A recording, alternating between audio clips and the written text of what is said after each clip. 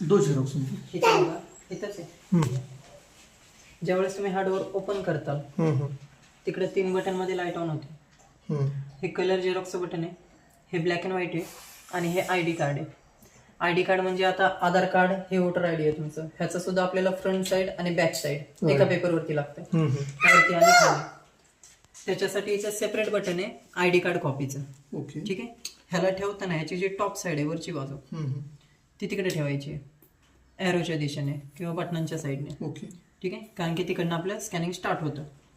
ते टॉप तिकडे असणार आहे आणि हे काच म्हणजे पेपर आहे. पेपर आहे. मग ते काचेवरती कॉर्नरला ठेवलं पेपरच्या कॉर्नरला येणार आहे, सेंटरला ठेवलं सेंटरला राहणार आहे.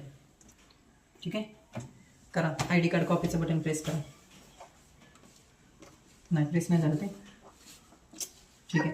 सिलेक्ट करा कलर हवे की ब्लॅक अँड व्हाईट हवे.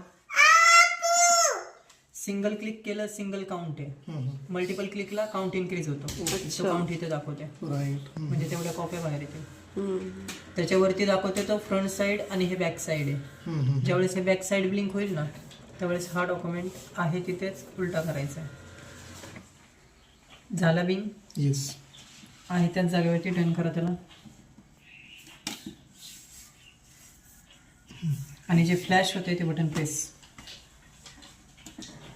ह्याचं फ्रंट अँड बॅक एकच पेज होतं.